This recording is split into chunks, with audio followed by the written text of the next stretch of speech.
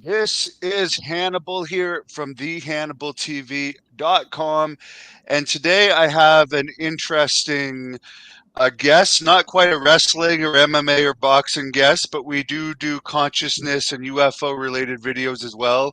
And this one definitely falls in the life after death standpoint. This is Professor Stafford Betty, who is a researcher, novelist, and retired professor of religious studies at California State University in Bakersfield, where I've actually been to Bakersfield once, and it's a lovely city. How are you doing today, sir? I'm doing well. Thank you. It's great to be here. I look forward to this. So, to get this started, I'll just jump into it. What made you interested in life after death? Is this something that you've always been interested in since a child? It is. It's always struck me as strange that more people are not interested in this. And I remember when I was 10 years old, really thinking about what happens after death. I became aware that we die. What happens after death? And I became aware that whatever it was went for a very long time, a lot longer than, the 70 or 80 or 90 years that I expected to enjoy on this planet. So I became curious about that. What really happens? And I found ever since that there are a fairly small minority of people, even children, who worry about these sorts of things. Most of them have a religious background. They've been encouraged to think about life after death. I had one of those as well. I was raised Catholic, but I have none of this. None of what I'm saying here is based on any kind of religious doctrine or teaching. It's based on consciousness research. And a lot of my colleagues, most of my colleagues are not at all religious, never were, but they are very concerned about what happens after death. And they don't, they have a horror, as I do, of extinction. In other words, becoming absolutely nothing at death. That's something that I find unattractive. And because of its lack of attraction, that's what drove me into doing some serious research on this. So we can be talking about that. Yes, and your research is a little bit different than a lot of the other research out there because where it seems like more scientists and conventional people that would be not believing in a life after death, they're kind of becoming more accepting that the Yep. spirit might be something separate from the body. What your research is indicating is that how you act and what you do in your life might affect what happens to you on the other side. Yeah, there's a tremendous um, amount of information that points to that high probability. Um, we call it that accountability, and um, I would hate to think that we all had the same afterlife simply because we died. Imagine Mother Teresa and a serial killer having the same identical afterlife experience. That would not be a just world. There's enough injustice in this world. I would expect there to be much more clean justice in the next. And there's a great deal of evidence that suggests that that is true. And you're not saying that there's a heaven and a hell. You're saying that there No. seems to be different realms. First of all, where are you getting this information from? I know you've interviewed many mystics and psychics. How do you determine which ones of these that you've spoken to are legitimate, which aren't? Uh, Scientifically, how do you determine this? Yeah, that comes with an awful lot of experience because there is quite a bit of misinformation circulating around these days. Um, First of all, I've become a great reader of psychical research. We'll call it that. There are many books that come to us from the other world, from the world that we'll be entering at death, that come to us through legitimate mediums for the most part, but also come to us through near-death experiencers or people who had uh, deathbed experiences and see spirits um, visiting them and encouraging them to uh, that they'll be meeting their deceased relatives and their loved ones. But for the most part, the evidence comes from hundreds of books that have been written over the last 160 years by mediums who are bringing to our world the world that the spirits speaking through them describe. In other words, the world where they live. They try to describe for us what that world is like. And the reason they do this is that they are well aware that most so-called scientifically literate people don't even believe in such a world. And spirits living in that world feel that that's a huge piece of misinformation and a big lie. And it has all kinds of unfortunate ramifications. It, for example, it sort of casts an unnecessary gloom over life because, we fear death. All of us do. And we especially fear it if there's nothing that comes after it. So to answer your question, it comes from reading these many, many books that come to us from the other world, written by people, by spirits who are there, describing at book length, in many cases at book length, what that world is like.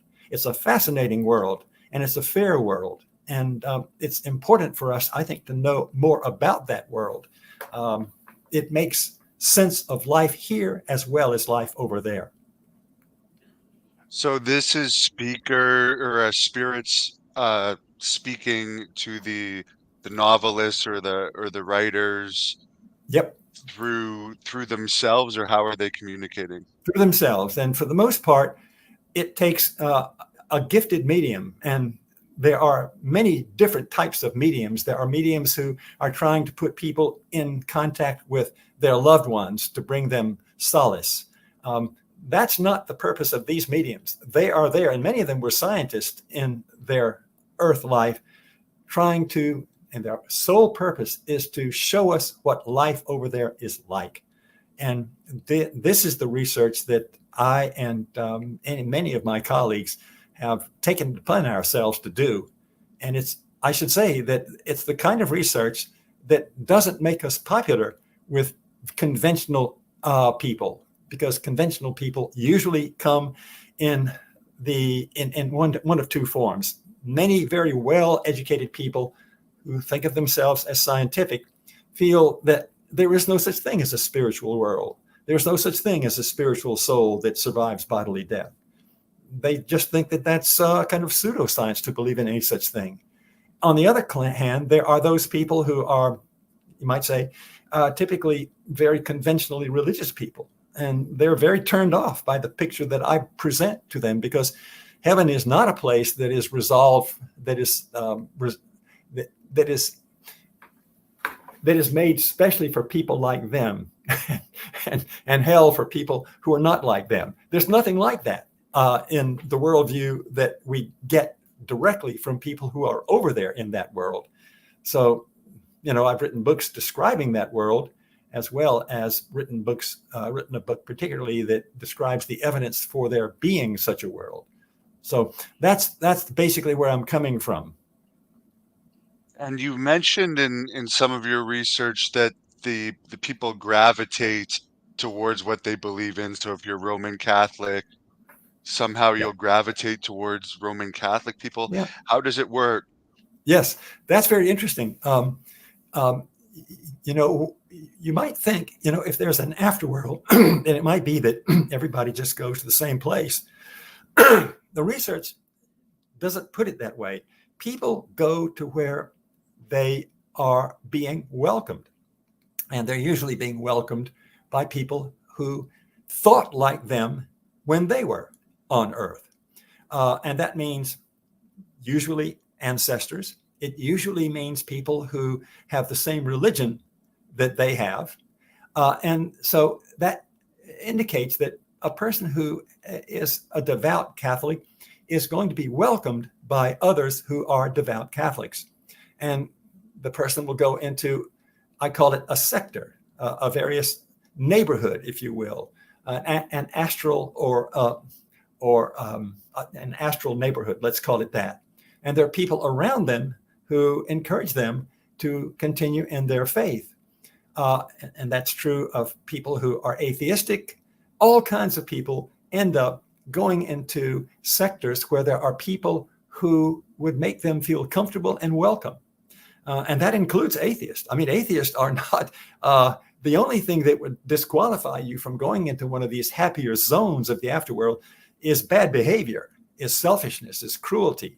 But belief has very little to do with where you end up. And that, of course, is anathema to typical Christians and Muslims in particular, who believe that you have to have a certain type of belief to have any chance of going to heaven. And that if you don't, then you will go to a very unfortunate place for eternity. There's nothing like that in the research, fortunately, you'll be happy to know, unless you are one of these very narrow-minded people coming from that kind of background, as I once was until I was 25 and broke free of it.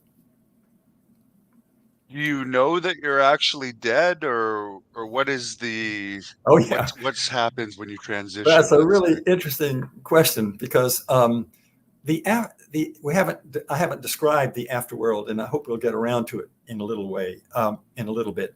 The afterworld is not some monstrous vision of infinity, where people gaze at the face of God for all eternity. It's not like that at all. It's very much like our own world in outer appearance. Now, once you get there, there are different laws. You can't die. You can't be physically hurt. But the appearance of it is very like our world. And for many people who die, they're not aware that they have died, not at first, because they think that suddenly, mysteriously, they've recovered from their cancer and they feel great. They feel lighter than they've felt ever. And then it takes a little while for these people sometimes to be convinced that they really have died. That's particularly true of materialists who don't believe that there's any such thing as life after death.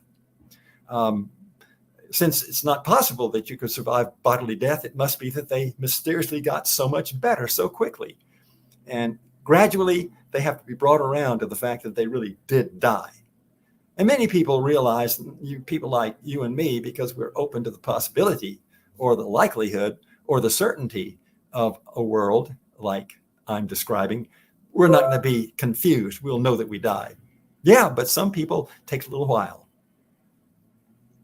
And the one interesting thing you said, where a lot of people, for instance, that are committing suicide, they think their problems will be over once they transition, but you're saying that doesn't necessarily happen. No, it doesn't. Many people who commit suicide, there are all kinds of reasons for it. If you're an 85-year-old man with no quality of life left, you're not going to bring yourself into a dark zone because you end your life. But if you're a 21-year-old kid who basically hates life because things aren't going well with your girlfriend or with your parents, and you end your life, that can have very dark circumstances. In other words, the implications are not good. That's a mistake. You're not going to go into nothingness. You might think, well, that's what I want to do because life here is intolerable. I just want to cease to be.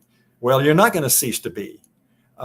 If you kill yourself in order to solve a particular problem, that problem is not going to be solved just because you have dropped your body. In fact, you might want to come back and solve it once you're over there and you see more clearly the mistake that you've made. But of course you can't. There's no return. Suicide have talked about. Oh, sorry. Continue. Suicide is not recommended if your motives are, especially if you kill yourself in order to get back at somebody. Somebody has hurt you. I'm going to show my mom, what she's done to me, and make her miserable for the rest of her life. That has really disastrous implications for such a soul that makes that kind of mistake, because that soul is going to recognize, I didn't really understand what my mother was really trying to do. She was trying to help me, and there's just nothing that you can do at this point, unless you can, luckily come through a medium and make contact with her somehow. Go ahead now. I was just wondering, like, is that what poltergeists and ghosts are, for instance, Yeah. people that make a mistake like that? Yeah, there are a lot of people, ghosts. I know many people think, ghosts are not real. Only stupid people believe in ghosts. That is not so. Ghosts are very much part of our world.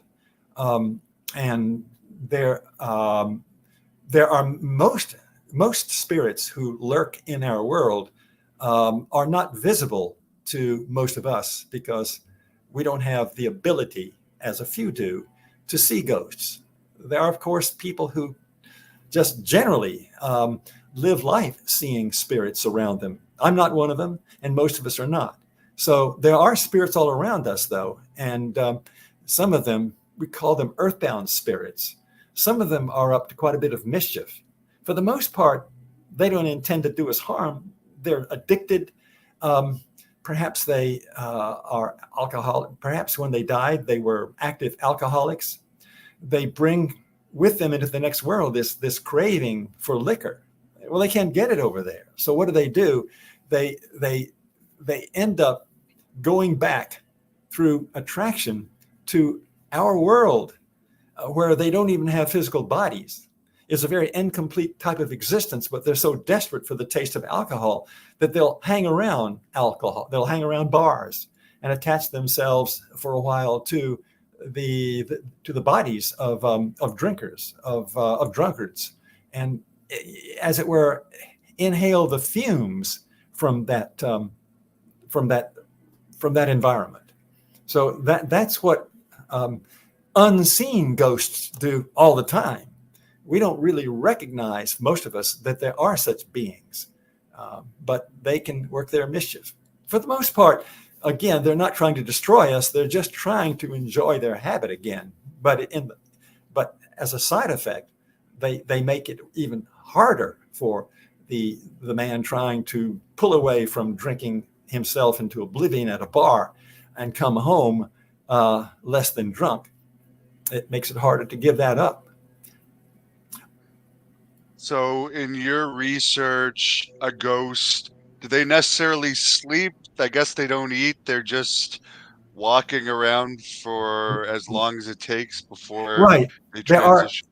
there are good spirits, and I don't like to call them ghosts because there are spirits who may be missing us and want to sit beside um, a child and just quietly be there, loving the child, unseen. So there are good spirits that hang around our world for a little while, and then they go back to where they where they belong. Um, but yeah, the bad ones, they don't have anything to do that's worth doing. They are misplaced. They should not be in our world. They should be where they would enjoy their spiritual bodies or their astral bodies along with everybody else. They would be recognizably who they are, and they would be living in a world where they belong. So it's a tragic mistake for our earthbound spirits to hang around us, but they're here. As far as time, how does time work on the other side? Right.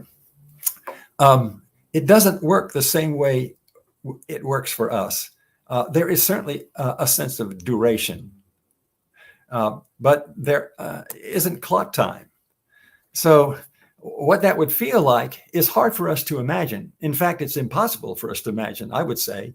It's very different. And spirits often speak of how different the time is over there. Some of them go so far as to say there's no such thing as time.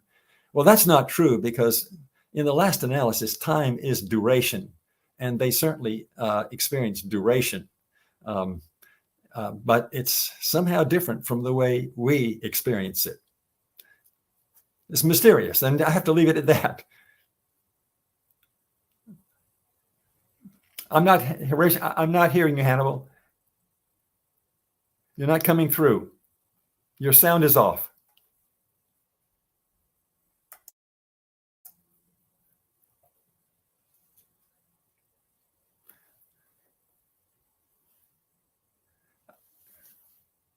I'm not hearing you.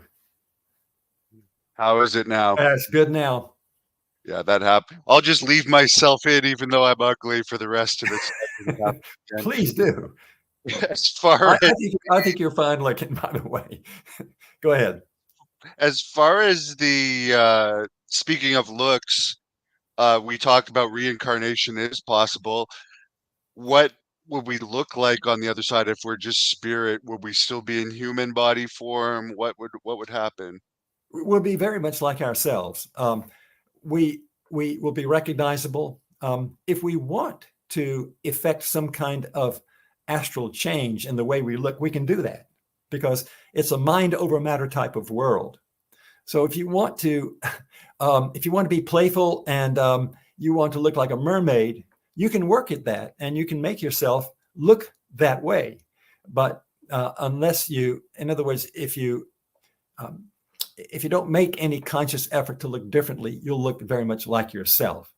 Now, you will have a different aura depending on what kind of a person you are. If you're a completely unspiritual schmuck, that's going to show in your aura. The light around your face will be different, but you'll still be recognizable as yourself. That's true And of I've heard houses as well. You'll be recognizable by the kind of house that you live in. And there's a kind of karma. There's always a karma in this world. If you're a person who's been selfish and cruel, your dwelling will reflect that in some way. If you've been generous and loving, it'll reflect that in a much better sense. So there are not only various sectors where we will be living among people of like mind, but there'll be differentiation between individuals living in those sectors. Mentioning sectors, incidentally, one of the things that tends to happen in the next world is that as you begin to realize, there are people of all types of, a Muslim will say, my God, there are Christians over here. What are they doing here? And this recognition will gradually open people from their narrower mindsets into broader mindsets. That seems to be something that will almost inevitably happen. So there'll be a greater sense of unity and of a one world that all are enjoying alike. That comes in time. And you mentioned houses. That's the first I've ever heard of actually having a dwelling on the other Oh yeah. side. Mm-hmm. Where is that information coming from?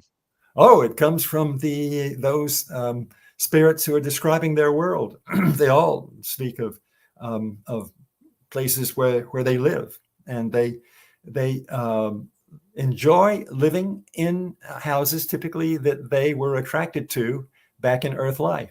They don't have to. They can live out in the open. There's no reason that they have to be enclosed in walls and roofs. But many of them just like it that way, and they'd rather not just camp out, so to speak, for all to see.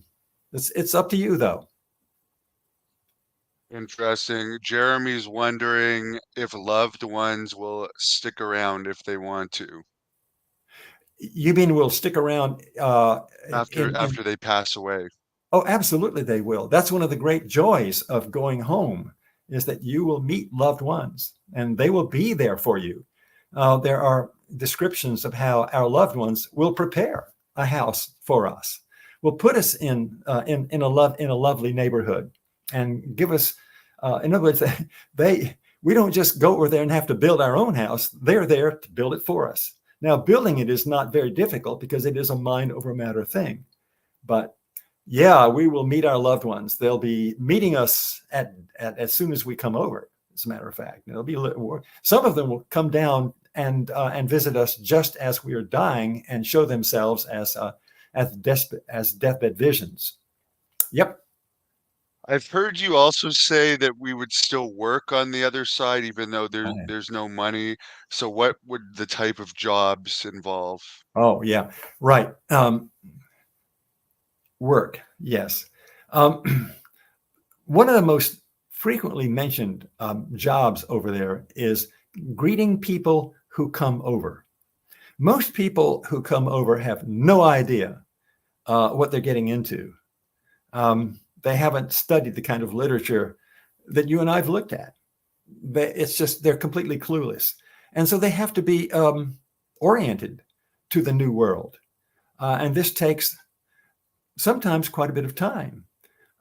It can involve a kind of struggle, especially for people who are basically orienting, who are basically headed for a darker existence, given the kind of karmic lives they've put together.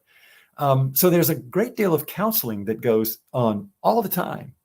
There are others who consider themselves, and sometimes they're called missionary spirits, who go down into the dark zones, into the so-called shadow lands, with the purpose of trying to help loved ones recognize where they are and why they're there and what they have to do to free themselves and bring themselves into the light.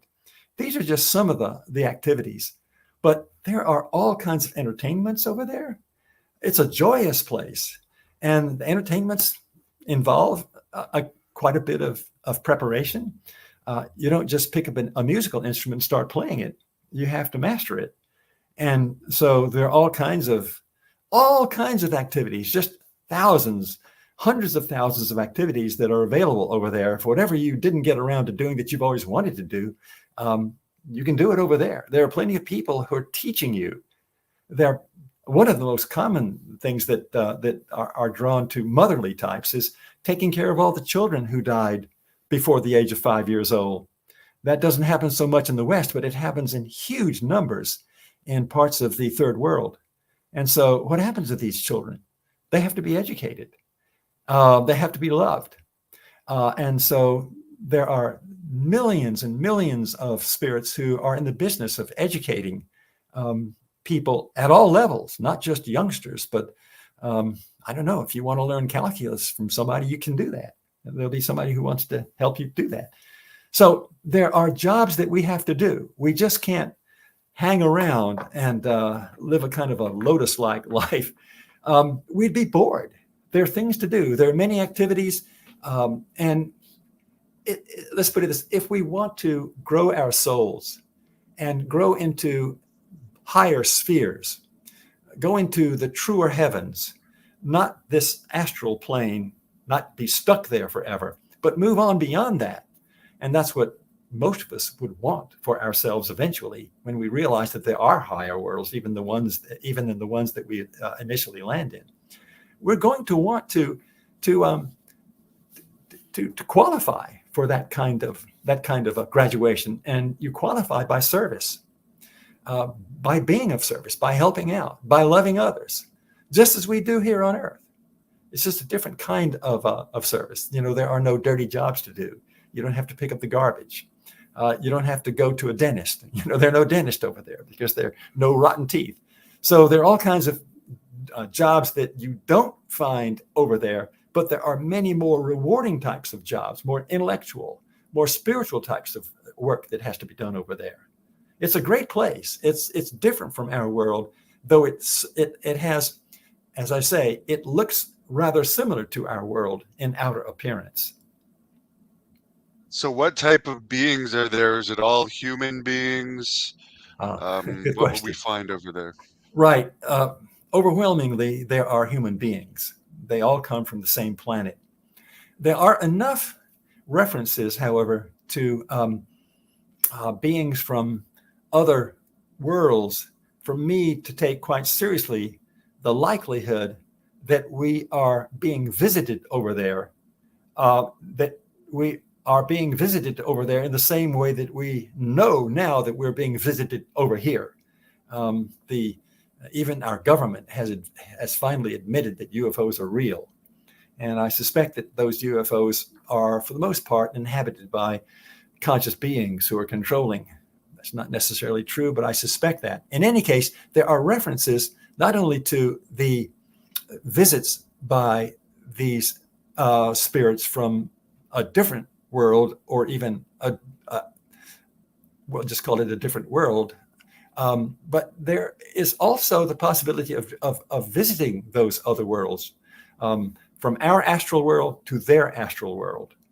There are references to that in a few of the communications I've studied. Not enough to convince me, however, that that's necessarily true. I'd like to believe that it is, though. And in my books, in my fiction books, I make room for that type of speculation. Yes, I heard you talking about your fiction books, and I do believe we put the links to your books in the description of this video. You Right. actually take a lot of the research that you've found based on what you're considering fact and mixing it in to the fiction books. Is that right? That is exactly right. And I'm glad you brought that up. What I'd like to do um, is take about a minute and a half and read what the first minutes of our life of our life over there are likely to be like. It'll take maybe 2 minutes at most, and it's from my Afterlife novel. It's one of my 3 Afterlife novels called the Afterlife. I forget the title of it all of a sudden. Anyway, here it is. Aiden is a man who has just died of cancer. He's 85 years old, and he like me, I've sort of based his personality on me. He is aware of where he is. He's aware that he's died. And this is what he's going to discover, the first things that he will see. And I think this is very likely for most of us, especially if we die slowly of cancer or emphysema or something like that, not violently. This is what it's going to look like. Aiden rested in a mountaintop haven along with hundreds of others who had recently died. He lay in a bed in a tranquil state of drowsiness. Gone was the pain and weariness of slowly dying. What exactly had happened? He vaguely remembered being enclosed by darkness, entering some kind of light. Then what? He must have lost consciousness. But it didn't matter. He was comfortable now. He was recovering. He was in a place the nurses around him referred to as the hospice. But this was a hospice where one went not to die, but to live. Though everyone lay or sat on a bed and appeared to be recovering from an illness, nothing about the place resembled a hospital. Sunlight dappled the thick grassy carpet that formed the floor, and a leafy covering of flower-scented foliage resembling wisteria made up the roof. The beds stretched out far in 2 directions, like an open-air hallway or veranda. No vulgar machinery or filing cabinets or disinfectant odors spoil the ambience. As Aiden became alert, he began talking to the patients around him. He discovered that most, like him, had died of cancer. He began to take note of his environment. No wall blocked the view of the outside. He looked out over a welcoming green landscape of gently rolling hills on the left and a wide, glistening river on the right. His eyes were not only 20/20, it was as if he could see 100 miles beyond.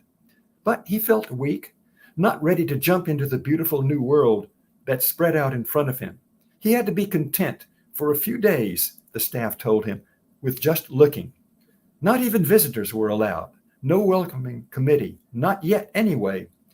He saw thousands of houses tucked into woods or spread out across the open plain below. Here and there, quaint towns and a huge gleaming city with impressive buildings stood out. He watched people, tiny moving dots, gliding along tree-framed boulevards or hovering above buildings and monuments. He thought of the poor attempts by spirits working through mediums to describe this world and smiled. So that's what we're going to be facing when we die. If we've been decent people, if we're not headed for the Shadowlands because we're cruel schmucks, something like that. This is evidence-based. Someone is asking, do people sleep or feel tired over there? Is there such a thing as weather? That's a great question. No, you don't feel physically tired.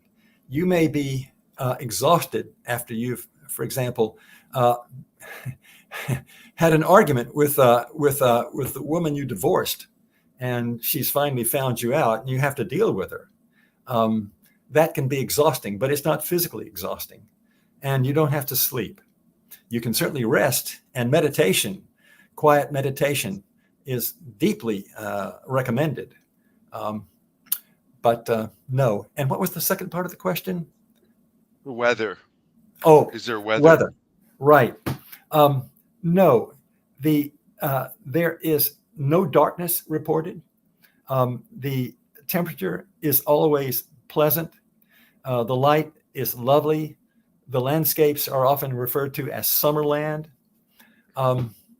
I myself would, I'm not sure there's even such a thing as shade over there. The light seems to be ambient everywhere.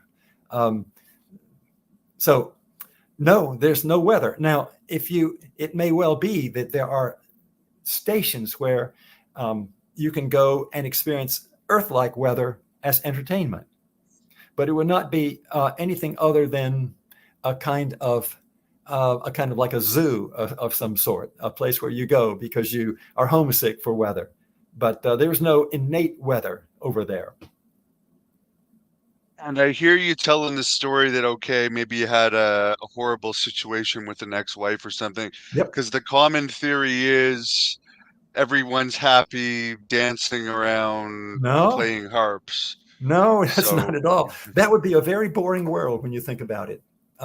We are challenged. As I say, there's work to do, and work means that you really have to wake up and do your best and do it well. And that also has to do with the people you've harmed over there. If you are a person who is incapable of acknowledging that you've made mistakes, and you just burrow in to your hatred or to your resentment, that's going to take you right into the Shadowlands. It'll take you away from this light-filled world. But that doesn't mean you won't meet people with whom you have failed to make amends in this light-filled world. They'll be there because they're basically decent people. But they may be harboring a kind of grudge against you. There may be things they want to say to you. That's going to be a place where this sort of thing can happen. Many of us have lost contact with people whom we've harmed. We don't know even how to say we're sorry. We don't know where they're living. I can think of one person like that. And I'd be very delighted to be able to say, I screwed up. I just want to apologize. So, yeah, there are all kinds of reasons that might be, you might say, emotionally exhausting for a little while. Yeah, it's not a place where you just can kick back and be happy all the time. It's not that way. There's work to do, and there are challenges that will confront you. It's an interesting world. It's not just a place where you go and like at a beach, hang out for the rest of eternity. so what's your goal once you get there? Because I've heard you say you can develop more as a person actually in human form. Do you want Right. to go back as a human, or is there something after that? Right. That's a great question. By the way, you're asking all of the right questions. You're bringing me out in ways that most people don't. I want to thank you for that. This is another Oh, one of these thanks. This is another great question. Yeah, there are so many references made in this literature to reincarnation that, and so many references also to the strong possibility of moving into higher, more light-filled, more spiritualized worlds, that both have to be possible. In other words, if you reincarnate, this is my sense of it, if you do reincarnate, it's because you have more work to do. The kinds of lessons that Earth teaches us much better than they could be taught in the astral environment. Difficult challenges in the Earth plane, a very difficult world, as we all know. There are all kinds of struggles, sicknesses, unfairnesses. There are lessons, valuable lessons to be learned in this kind of environment. And so if you feel like you need to learn these lessons, basically your counselors will encourage you to go back and do it again. And that can be humiliating when you think about it, because, do you really want to go back into the first grade and learn the ABCs and learn the multiplication tables as a third grader? you know, I don't want to go back and have to do this. But you know what? It may well be that there are lessons that I simply haven't sufficiently learned, and that I might be counseled to go back and do it again. Um, but on the other hand, and this is my hope for myself and for the people I love, that this would not be necessary, that they have learned these lessons, especially if they've lived into old age and have been receptive to wisdom that often comes with old age. Old age can be a great gift, incidentally. Um, if you die young, typically you're going to feel the need to go back and do it again. Um, um, so, yeah, that's reincarnation's there, and going into higher, more heavenly worlds is the other prospect. But we're not going to be able to sit still at the astral level. In one of my novels, I came up with the average time spent in the astral world as 29 years. I have really no idea how long it is, but I do know that from reincarnation studies, some people come back within a year of their death. Others seem to take several hundred years before they come back. It's interesting how much, you might say, divergent information about reincarnation there is reaching us from our own studies in this world, through the research of Ian Stevenson in particular, and from what we learn from our spirits. But reincarnation does seem very much to be part of the learning cycle that we go through. How many times I have now, my sense is that all of us in this world are either here for the first time. In other words, our spirits were created for the first time at conception or birth or wherever, somewhere in between, or that we have flunked the course, so to speak. In other words, we're here because we need to be here. We need to learn more about conditions here and to develop our souls in ways that Earth is best designed to do it, because it has so many more difficult challenges here than you find in the astral world. So here we are, You mentioned on the other side there's people that would be taking care of, for instance, babies that have just died. Yeah. So would you be forgetting everything before you became the baby, or when you come back, like what's going on in the mind of the spirit of the child, for instance? Right. Um, there certainly is. First of all, let me say that there's no clear answer I can give you about this topic, and I don't want to pretend like I know more about it than I do. My sense, though, is that we do remember major events from our previous life. And I mean not only the life that we've just come out of and gone into the astral, but the one before. In other words, the previous, the big moments, the teaching moments in our previous life can be recalled. Even if they can't be recalled consciously, they are recalled unconsciously. They have, in other words, we come into this world already, most of us. In other words, if we're not first timers, we have a lot of baggage, psychic baggage that we're bringing into ourselves, into our babyhood. If I have my one of my sons has 4-year-old twins, and they are incredibly unlike each other. They have the same kind of upbringing, but they're not remotely like each other. One's a girl, one's a boy, and they have totally different personalities and aptitudes. And I can see all kinds of different experiences in their form. I can imagine different experiences in their former life that help mold them to who they are right now.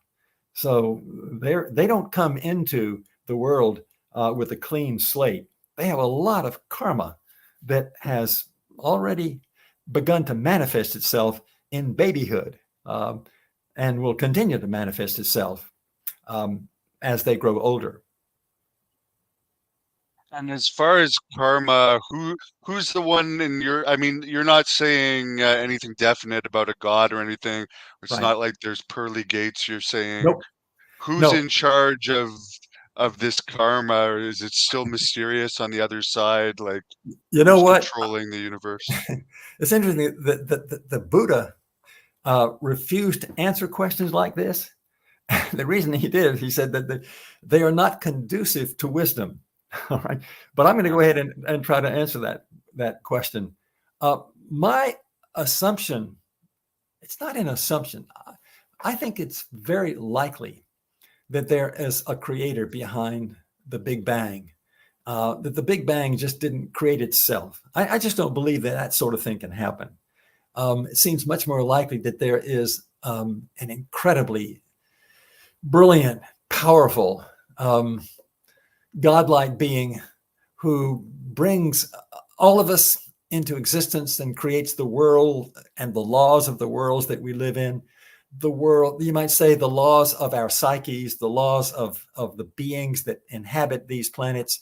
So I'm very open to that, but I'm very close to the way that religions typically present that God. They really make the God much too like us, and they usually make him rather nasty and close-minded, and requiring this belief or that belief in order to go to heaven. That's all nonsense. But that there is some kind of vast creator spirit, that strikes me as likely. And I'd like to think that the things that go on in this world have an awful lot to do with the way that being has designed things, and that being knows exactly why there has to be so much suffering in this world, and so much hardship, so much work to be done. I think I have a clue as to why that being has designed the world the way it is, because this kind of world brings out a great deal of virtue. It teaches us courage. It teaches us self-sacrifice. It teaches us to be good beings. And there's no other way to make a good being except to challenge that being in the way we get challenged constantly in this world. I like to think that there is some kind of a creator spirit that is behind all of this, that has the wisdom and the power to make things the way they should be. And the one thing I don't think many people will disagree with you on, religious or not religious, is, Okay. for instance, these people that think if you accept Christ, for instance, just before you die, Yeah. you're not going to go to, you're not saying there's a hell, but you're not going to be forgiven for everything if you've done Right. terrible things in your life. This is total nonsense. And I don't know how much work, how much mischief this works. I don't think that people who really have been contaminated by the evil they've been doing all of their lives really believe that that's possible. But even if they do, I suspect that if they had that belief from the very beginning, it wouldn't have discouraged them from doing the wicked things that they did. That, of course, is complete nonsense. When I hear it, it just annoys me no end.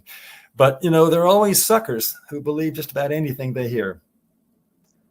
As far as the best evidence for ghosts for people that are non-believers, I heard you talking about it in another interview. There's some of these cameras that are unmanned, and there's lots of footage Yeah. on the internet of this, right? Yeah, there is. And we're talking about poltergeist in this instance. Yeah. And a poltergeist um, a, is, let's put it this way, it's a spirit who has entered our world in order to, the motives, there can be a variety of motives, but often it's there to scare a person who is living in a particular house um, into making some kind of a decision that is desired by that spirit. Um, Most poltergeist spirits are unhappy. They are doing things that they shouldn't be doing, that they have no business doing, but they have the power to do. Spirits do have considerable amount of power. And their poltergeists are relatively infrequent, but when you meet the real deal, they can be quite destructive. And as we know, they can create havoc in homes.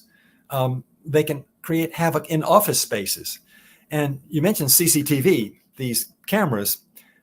have picked up poltergeist activity, um,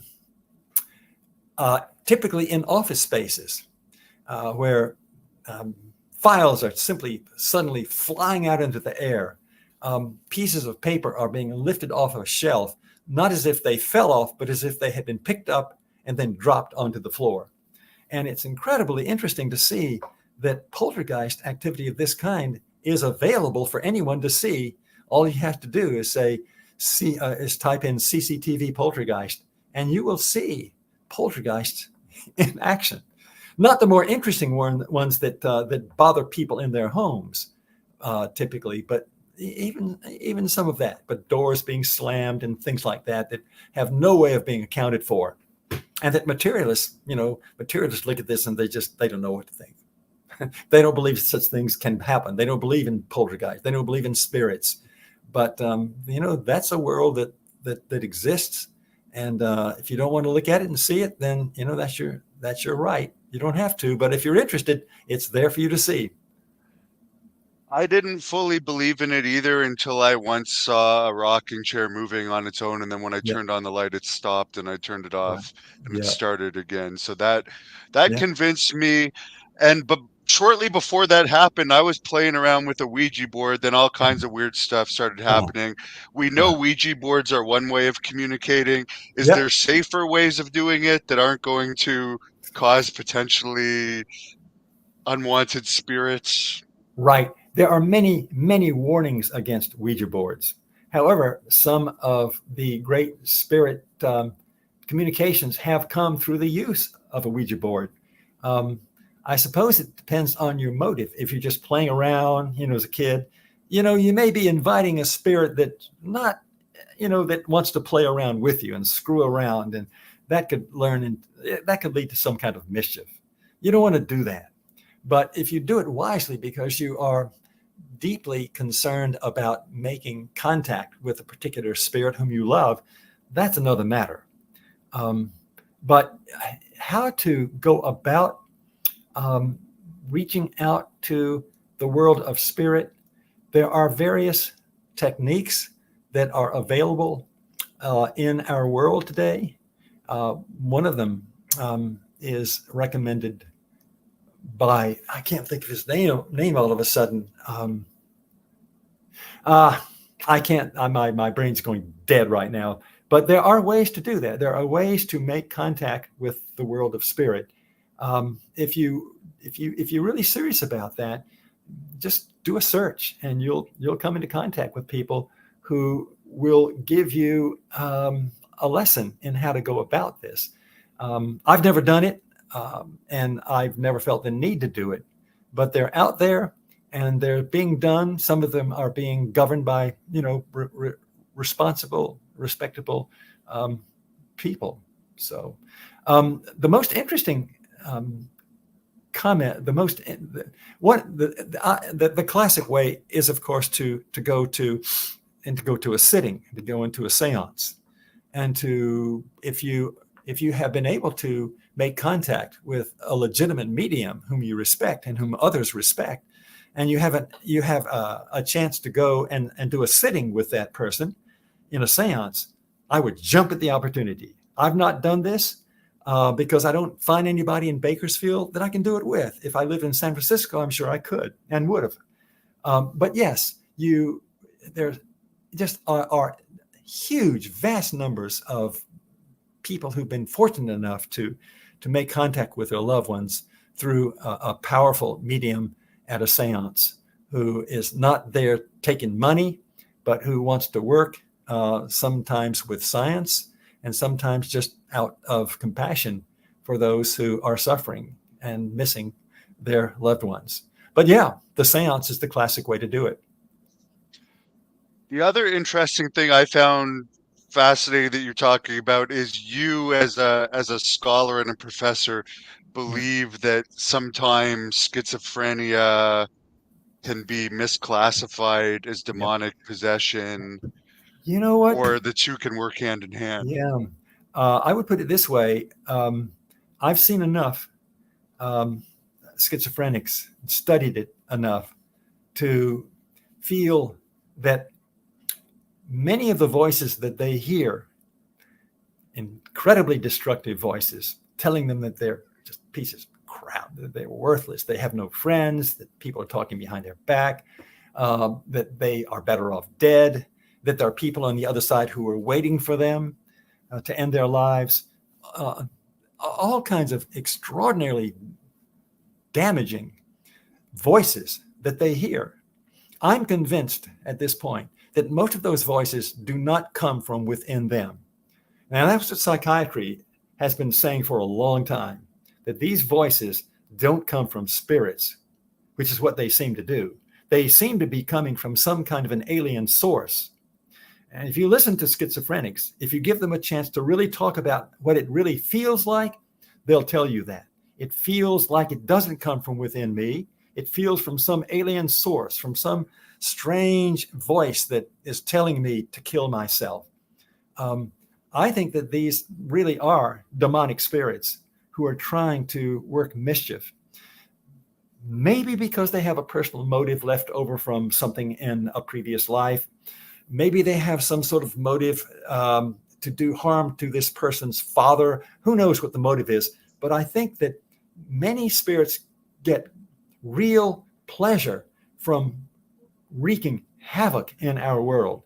These are not just earthbound spirits. These are really demonic spirits. And I'm not talking about the spirits whom we think of as being demonic in the way of having, strange hoods and tails and things like that. I'm talking about, when I use the word demonic, I mean evil spirits. And I think that there are people in the other world living in the dark zones who take great pleasure in doing evil. And one of the greatest pleasures they have is to enticing a person to suicide by telling him he would be very much happier dead than living. I had a friend, one of my students, who was pestered by such a being. And I could see clearly that this is not something that was coming from his own self-hatred. It was something coming from some other source, some malevolent source. Yeah. I used to work in group homes for severely violent, developmentally delayed adults, and I Wow. found sometimes when they would go off out of nowhere, it would take four people my size to hold them down. And I always thought in the back of my head, is possession real? Because this just Yeah. doesn't make sense Right. It that is it real. takes four. Yeah. If you've studied the literature long enough, it is very real. And another thing you can find online, if you look for it, is possession, spirit possession in action. You can find levitations online if you look for it. And yeah, there are all kinds of incredibly powerful physical things that people who are apparently possessed can do. You name one of them there. They become incredibly powerful, way beyond their physical ability normally. And there is They so much bite and literature. claw. They turn into almost animals Ah, where they wouldn't do that in that right. outside of that state. They do. And not only, but their appearance, it's the very appearance of their face, the way their eyes look. They don't look like themselves. Rolls Oftentimes back, the eyes roll right, back. exactly right. And oftentimes their voice changes as well. Sometimes it sounds as if there are two voices within the same voice box. And that may well be that there are two spirits that are inhabiting that person's body for the moment. Yeah, I'm afraid possession is very real. The more I study it, the more I'm convinced of it. I remember in graduate school when I was studying theology. It's a shame that Jesus doesn't know what he's talking about. He really thought that people were possessed and that he was throwing out spirits. I thought he was just, it's a shame that he wasn't any smarter than to realize that that was just a lot of hokum. Now I realize he knew exactly what he was doing. Yeah, and spirits can be dislodged by people who know how to do it. It's interesting. You don't have to be a Christian to know how to dislodge a spirit that one of the most interesting experiences that or examples I know of comes from and a farmer, just an ordinary farmer in China who was possessed by a spirit and was capable of doing incredibly powerful things. He was a small man, and he was being exorcised, and it was just frightening to watch the things that he did. But the person who brought him out and freed him from this spirit was not a Catholic priest, but was a Taoist monk. Okay, so you don't have to be a Christian to know how to exorcise a person. You just have to know how to do it in whatever culture you're working in. And if it's India, if you're a Hindu, you use Babas. You don't use a Christian priest. There are people from all these cultures who are experienced and somehow have come into the ability to free people raised in their culture from the damage that possession does to them. So it's very real, I'm afraid. I wish this is one of the indications, incidentally, that there is a spiritual world. This is the one indication I wish didn't exist. The other 8 are very positive in their implications, but it's a shame that we have to use this as one of them to indicate, to point to the reality of a world of spirit. And I'll just ask you one more quick question. Yeah. Some people describe seeing shadows, not quite ghosts, but like shadow shapes and forms. Is that hallucinations, or in some cases, is that real? If that is real, how is that different from a ghost? Right. It could well be real. It may be hallucination, and I've read accounts enough to know that it could be both ways. But let's assume that it's not an hallucination. These are people who don't have a lot of ability to see ghosts, but who can pick up every now and then just a kind of fleeting glimpse of a ghost, who manifest as no more than a shadow. If you're a person with an inborn ability to see ghosts, you'll see much more than a shadow. You'll see what looks very much like a physical being. I talked to so many people who have had experience with beings that, looked very much like us, sometimes as solidly looking as us, other times looking kind of diaphanous. But yeah, they're there. I'm All the not way going to from pretend to shadows. know what diaphanous means. Can you define that to me? A Is that like diaphanous? transparent or? Yeah, that's a better word, transparent. Yep, Okay. same thing. Well, very good. I appreciate all your information. Do you want to tell us about your books? We put the links in the description for people Oh, that are interested, but I'd love yeah, to I hear would about say them. that if you really want just a really good read that takes place in the afterworld, my novel, the Afterlife Therapist, is the way to go. I was reading from that novel. It's the one that has been by far the most popular of the 3 that I've created. I really like it. I think it's got a UFO. It has a visit to another planet in it. It's for the most part just built right around what the evidence is telling us about the world over there. But because it's a novel, it comes alive in a way that research just can't by itself. I would strongly recommend that if you're interested in a more careful analysis of what the next world is like. The Afterlife Unveiled is the place to go. It's had over 20,000 purchases, and it's a very popular book. And I recommend that strongly. It looks at what 7 spirits have to say about their world. And they have slightly different viewpoints because they live in different sectors, but you can see that they all live in the same kind of astral environment. If you want to know what is going to happen when you die, that's the place to go. If you want to enjoy it and make it become more lively, then the Afterlife Therapist would be the way to go. In any case, all of my books are there at staffordbetty.com. That's And audiobooks, are they available on Yeah, audiobooks too? there's an audio book of The Afterlife Unveiled as well. So you can drive your car and listen to it, as many have done. Yeah, actually I do it with yours and it's not an insult, but I like listening to this stuff as I fall asleep for some reason. Yeah, that's good. My wife does too. Don't feel bad. There's sometimes it makes for very interesting dreams. You're right. It does. And sometimes I pray for such dreams. There you go. And his website is right on the screen there, and it's also in the description. Pleasure. I'm going to continue researching this until the day that I die. So thank you for the insight. And I'll let you close this off with whatever you want to tell the fans. Yeah, it's just a pleasure to work with people who are of like mind, who have curiosity about the world to come. I hope you don't have too much curiosity about it because, of course, you know, your efforts should be made to make this world better and not your I am probably overly concerned about the next world, but that's only because I have that you might say that's my job. That's my job to do. But I'm very much concerned about making this world better for the most part and living in harmony with the people I love and my wife and all of that. That's first and foremost, dear people. You'll get there, but in the meantime, you may enjoy learning more about it. Thanks for being with me.